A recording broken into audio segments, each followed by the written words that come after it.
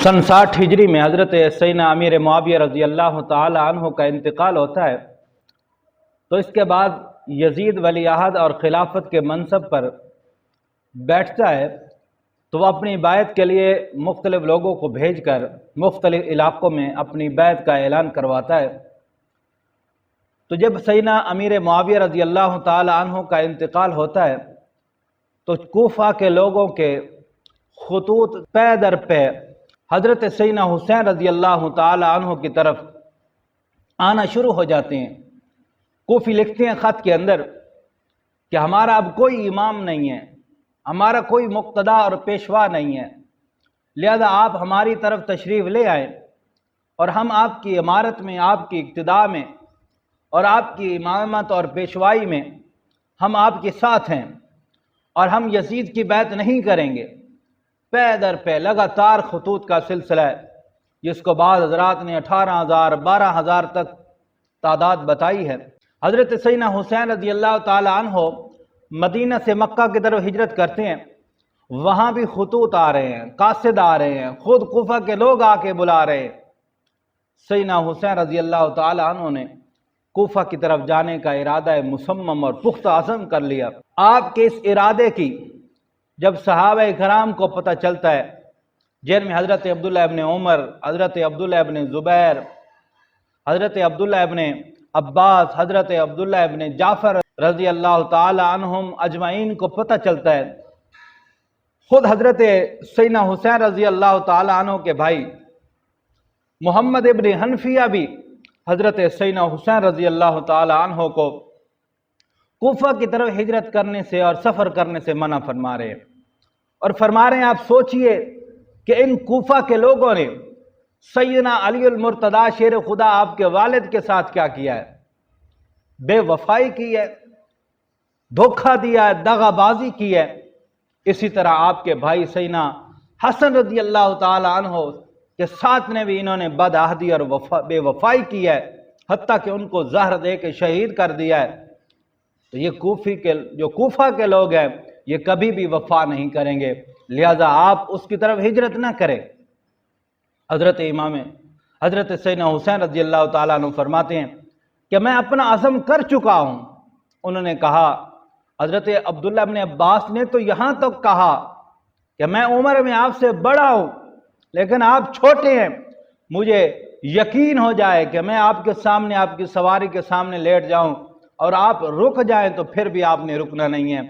मैं अगर आपकी दाढ़ी मुबारक को भी पकड़ लूँ तो आपने फिर भी जिस चीज़ का अज़म और इरादा कर लिया है, आपने रुकना नहीं है। तो बेहतरीन मशवरा ये है कि आप अपने साथियों में से किसी को भेजकर कूफा के हालात को मालूम कर लें। हज़रत मुस्लिम इब्न अकील रहमहुल्लाह के बारे में यह कुरा निकलता है, उनको भेजा जाता है। हज़रत मुस्लिम इब्न अकील कूफा पहुँचते हैं तो कूफा के कई हज़ार लोग हज़रत मुस्लिम इब्न अकील के हाथों पे बैत करते हैं। ये बैत हुसैन हो रही है और मरने के वादे हो रहे हैं, अपनी जान, अपना माल, सब कुछ कुर्बान करने के लिए ये लोग तैयार हैं, मुंतज़िर हैं कि हज़रत हुसैन तशरीफ़ ले आए, हम उनकी मायत में, उनके साथ मिलकर, उनकी फ़ौज बनकर हम यजीद के मुकाबले में आएंगे।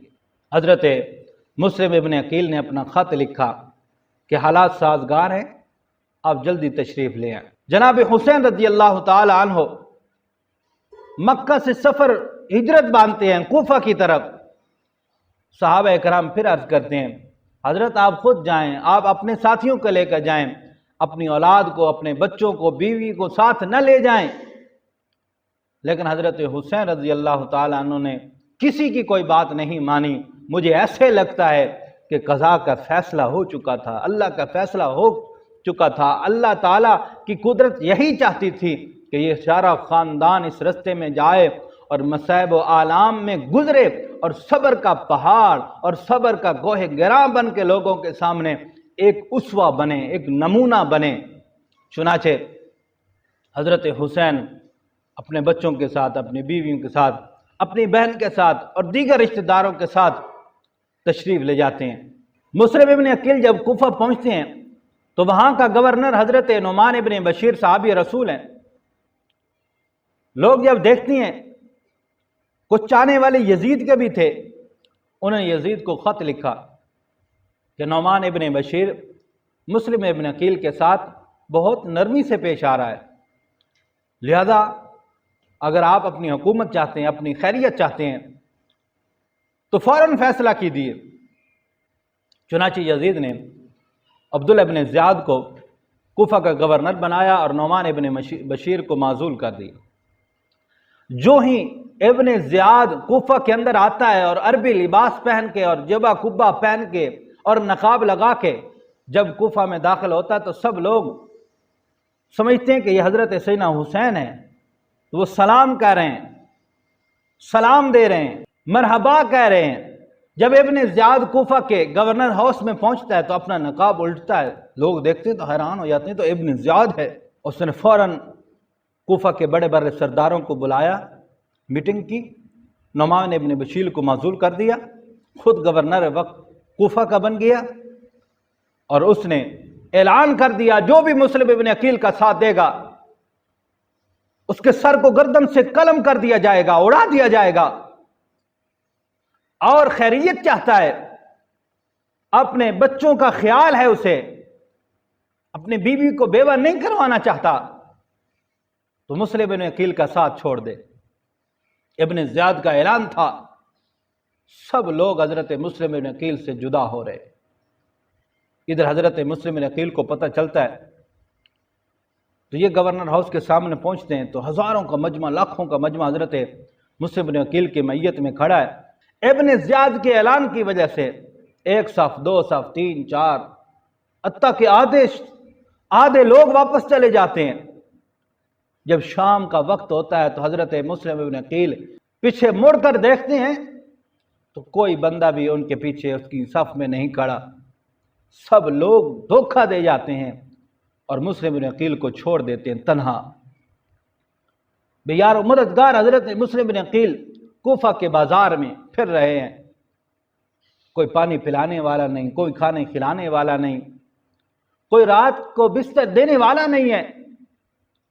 مسلم ابن عقیل کی ہے نکلتی ہے، کتنے یہ لوگ دغا باز ہیں، کتنے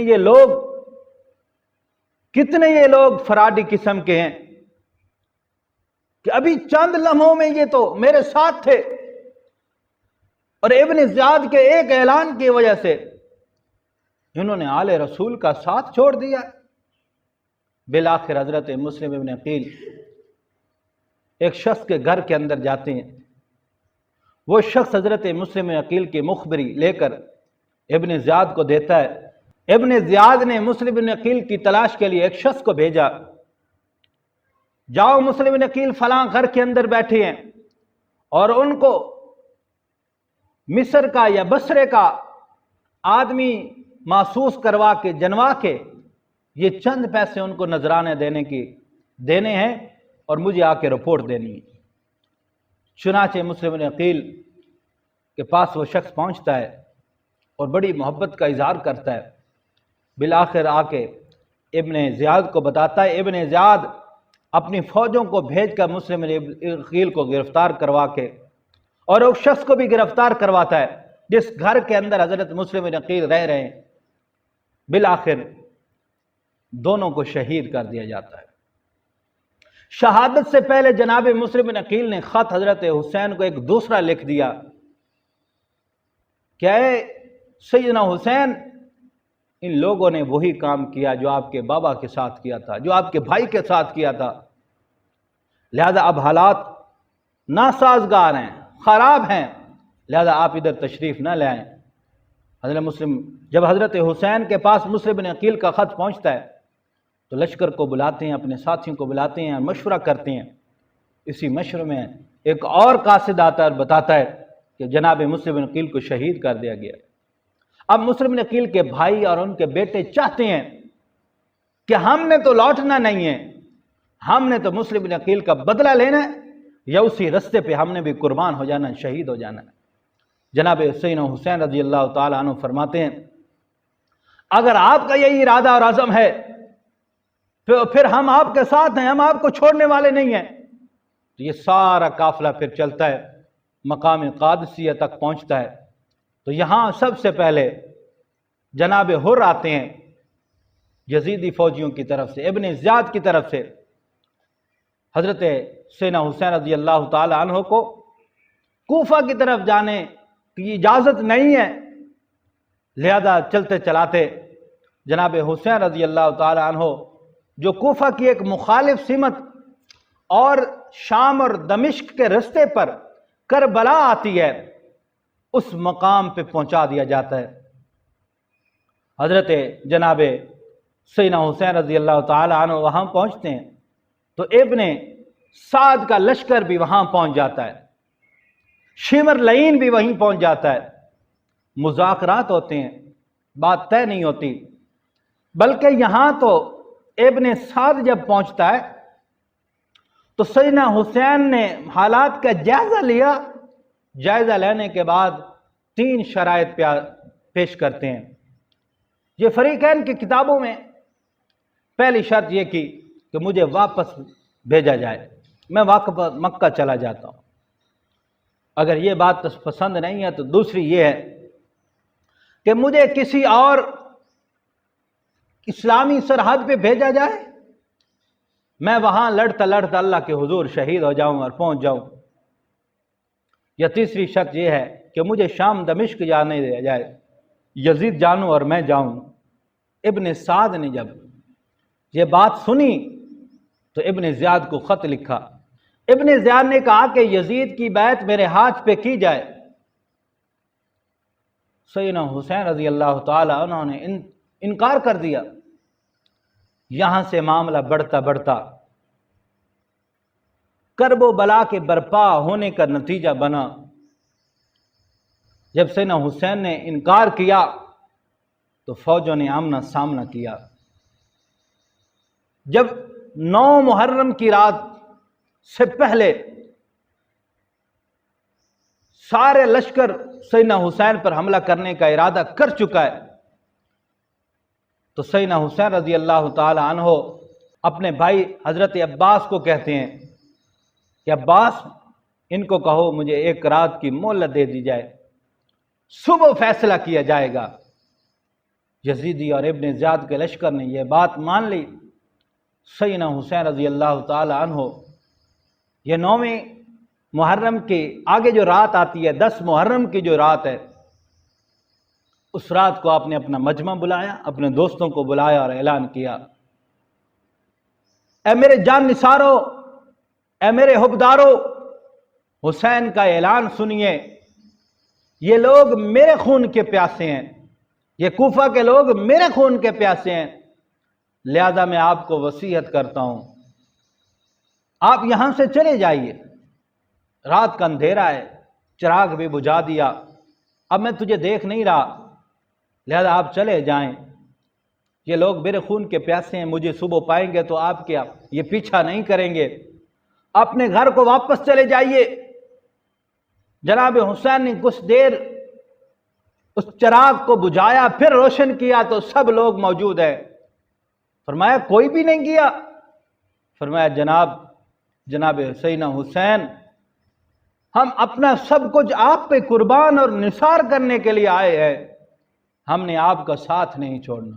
سیدنا حسین فرماتے ہیں اچھا اگر آپ میرے ساتھ رہنا چاہتے ہیں تو پھر جو مقروض ہیں نا، جن پہ قرض ہے، وہ اٹھے اپنا قرض ادا کرے۔ بعض کتابوں میں آتا ہے ایک شخص کہتا ہے جناب سیدنا حسین میں نے قرض ادا کرنا ہے اور میں نے اپنی بیوی کے ذمے لگا دیا ہے۔ فرمایا نہیں، جو قرض تو نے ادا کرنا ہے تو خود اس کو ادا کر، پھر میری معیت کے اندر آؤ اور میرے اس لشکر کے اندر داخل ہو جو قرض دار نہیں، جو مقروض نہیں ہے۔ جو مقروض نہیں ہے وہ میرا ساتھی اور میرے لشکر کے اندر داخل ہو سکتا ہے۔ اس شخص نے قرض ادا کیا اور سیدنا حسین کے لشکر میں داخل اور شامل ہو گیا۔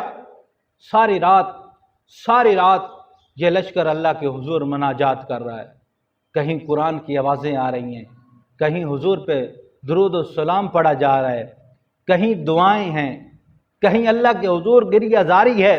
ساری رات لشکر نے جاگ کر اللہ کی عبادت کی ہے۔ صبح سیدنا حسین رضی اللہ تعالی عنہ نے اپنے بیٹے حضرت علی اکبر رضی اللہ تعالیٰ عنہ کو فرمایا کہ اذان دیجئے۔ جناب علی اکبر نے اذان دی۔ پھر سامنے لشکر یزید کھڑا ہے۔ حر نے دیکھا اور اپنے ساتھی سے پوچھا کہ کیا اب حضرت حسین کو مہلت دی جائے گی یا ان پر سختی کی جائے گی؟ ساتھ والے نے کہا کہ سختی کی جائے گی، آرڈر بڑے سخت ہیں۔ حر کہتے ہیں کہ میرے دل کے اندر بے چینی ہے۔ بالآخر میں نے فیصلہ کیا کہ میں نے حسین کا ساتھ دینا ہے، میں ان کوفیوں کا اور ابن سعد اور ابن زیاد اور یزید کا ساتھ نہیں دینا۔ حر نے اپنے گھوڑے کو ایڑی لگائی اور جناب حسین رضی اللہ تعالی عنہ کے لشکر میں داخل اور شامل ہو جاتے ہیں اور اپنی گزشتہ کی معافی مانگتے ہیں۔ جناب حسین نے معاف فرما دیا۔ فرماتے ہیں بعض کتابوں میں آیا کہ سب سے پہلے شہید ہونے والے ان نفوس قدسیہ میں سے وہ حر ہیں، جناب حر ہے، جن کو اللہ تعالیٰ نے سب سے پہلے شہادت کا مرتبہ دیا۔ پھر ان کے بعد وہب بن عبداللہ قلبی کی باری آتی ہے، ہلال ابن نافع کی باری آتی ہے، کبھی ہلال ابن امیہ شہید ہو رہے ہیں، کبھی حبیب ابن مظاہر شہید ہو رہے ہیں۔ شہادت کا سلسلہ چلتا چلتا اب باقی رہ گئے تو خاندان رسول رہ گئے ہیں۔ مختلف روایات کے مطابق سب سے پہلے جناب ابو بکر جو حضرت علی اور مرتضیٰ شیر خدا کے بیٹے اور حضرت سیدنا حسین کے بھائی ہیں، یہ کرب و بلا میں پہلے نکلتے ہیں اور شہید ہوتے ہیں۔ ان کے بعد حضرت عمر بن علی المرتضیٰ شیر خدا شہید ہوتے ہیں۔ پھر ان کے بعد حضرت علی اکبر نکلتے ہیں۔ ان کے بعد پھر حضرت عباس شہید ہوتے ہیں۔ پھر ان کے بعد حضرت عثمان ابن علی المرتضیٰ شیر خدا یہ شہید ہوتے ہیں، اور یہ حضرت عثمان جو حضرت غازی عباس علمبردار کے سکے بھائی ہیں یہ شہید ہوتے ہیں۔ ان کے بعد عبداللہ جعفر شہید ہوتے ہیں۔ پھر چلتے چلتے اون محمد کی باری آتی ہے۔ پھر چلتے چلتے حضرت قاسم ابن حسن کی باری آتی ہے۔ پھر ابو بکر ابن حسن کی باری آتی ہے۔ پھر عمر ابن حسن کی باری آتی ہے۔ اسی طرح پھر حضرت جناب عقیل کے بیٹے حضرت مسلم کے بھائی شہید ہوتے ہیں، عبداللہ ابن عقیل شہید ہوتے ہیں، جعفر ابن عقیل شہید ہوتے ہیں۔ ایک چھوٹا سا معصوم بچہ، بعض روایت کے مطابق ان کی 6 ماہ عمر ہے، بعض کہتے ہیں کہ وہیں کرب و بلا میں پیدا ہوئے، جناب عبداللہ جو مشہور ہیں علی اصغر کے نام سے۔ حالانکہ علی اصغر جو نام ہے، جو لقب ہے، حضرت سیدنا زین العابدین کا ہے، لیکن مشہور یہی ہے۔ پیاس سے بلک بلک کر جب حضرت عبداللہ جو ان کا نام ہے حضرت حسین کی گود میں آتے ہیں تو حضرت حسین اس طرح اٹھا کے بیٹھے ہیں، پیاس کی شدت ہے، بھوک کا عالم ہے، اور اپنے بیٹے کو بوسہ دے رہے ہیں۔ ایک ظالم کا تیر آتا ہے تو جناب عبداللہ علی اصغر کے حلق سے گزر جاتا ہے اور شہید ہو جاتے ہیں، خون کا فوارہ نکلتا ہے۔ سیدنا حسین اپنے بیٹے کو زمین پہ رکھتے ہیں اور اس خون کو اپنے ہاتھوں اور دامن میں لے کر اپنے چہرے پر اور اوپر آسمان کی طرف پھینک دیتے ہیں۔ فرماتے ہیں اللہ میرے پاس تو یہی تھے جو میں نے تیری راہ میں قربان کر دیے۔ اس سے پہلے ظہر کی نماز ادا ہوتی تھی، ان ظالموں نے نماز بھی نہیں پڑھنے دیا۔ پھر جب حضرت سیدنا حسین نے آخری نماز پڑھی جو نماز عصر تھی، ظہر کو علیحدہ ادا کیا ہے اور عصر کو علیحدہ ادا کیا ہے، ظہرین نہیں ادا کی۔ کرب و بلا کے اندر بھی ظہر کو علیحدہ اور عصر کو علیحدہ ادا کیا ہے۔ جب عصر کی نماز پڑھنے لگے تو حضرت سیدنا حسین رضی اللہ تعالی عنہ نے سر سجدے کے اندر رکھا اور حضرت حسین رضی اللہ تعالی عنہ کو 33 زخم اور 34 ضربے لگا کے شہید کر دیا گیا۔ انا للہ و انا الیہ راجعون۔ یہ سیدنا حسین رضی اللہ تعالی عنہ ہیں جو حضور نبی علیہ السلام کے کندھوں پہ کھیلنے والے ہیں، حضور کے سینے پہ چڑھنے والے ہیں، حضور ان سے محبت کرتے ہیں، حضور ان کی زبان کے اندر اپنی زبان ڈال دیتے ہیں اور حضرت حسین ان کو چوستے رہتے ہیں۔